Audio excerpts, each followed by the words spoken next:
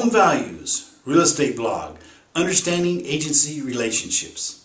Realtor and Area Specialist Mike and Jennifer Rigley here, bringing you the latest real estate information. Thank you for joining us. Hey, today let's talk about understanding agency relationships. It's important to understand what legal responsibility your real estate salesperson has to you and to other parties in the transaction. Ask what type of agency relationship your agent has with you. Now, the seller's representation, also known as the listing agent or seller's agent. A seller's agent is hired by and represents the seller. All fiduciary duties are owed to the seller. The agency relationship is usually created by a listing contract. Buyer's representation, also known as a buyer's agent or a selling agent. A buyer's agent is hired by prospective buyers to represent them in a real estate transaction.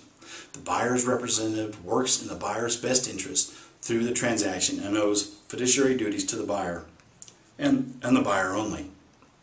The buyer can pay the licensee directly through a negotiated fee, or the buyer's rep may be paid by the seller or through a commission split with the seller's agent. Now, the subagent. A subagent owes the same fiduciary duties to the agent's client as the agent does. Subagency usually arises when a cooperating sales associate from another brokerage who is not the buyer's agent shows property to a buyer.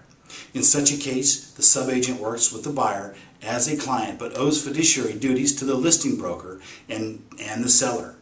Although a subagent cannot assist the buyer in any way that would be detrimental to the seller, a buyer-client relationship can expect to be treated honestly by the subagent. It is important that the subagents fully explain their duties to the buyers. Disclose dual agency.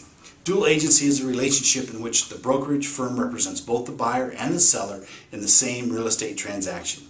Dual agency relationships do not carry with them all of the traditional fiduciary duties to the clients. Instead, dual agents owe limited fiduciary duties.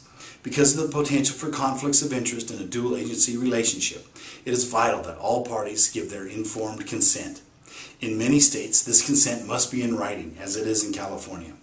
Disclosed dual agency, in which both the buyer and seller are told that the agent is representing both of them, is legal in most states, as it is in California. Designated agent, also referred to as appointed agent. This is a brokerage practice that allows the managing brokerage to designate with licensees in the brokerage who will act as an agent of the seller and which will act as the agent of the buyer. Designated agency avoids the problem of creating a dual agency relationships for licensees at the brokerage. The designated agents give their clients full representation with all of the attendant fiduciary duties.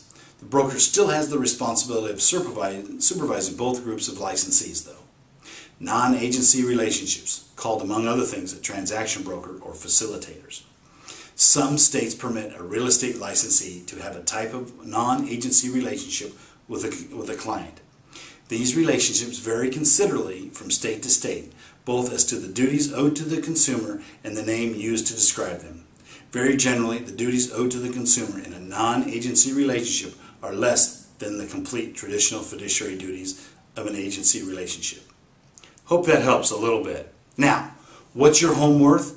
Call us today at 916-396-7487 for a free, no-obligation private consultation, or log on to www.wrigleyrealtygroup.com to find out. Call us today. You'll be glad you did, and we'll look forward to hearing from you. Thanks.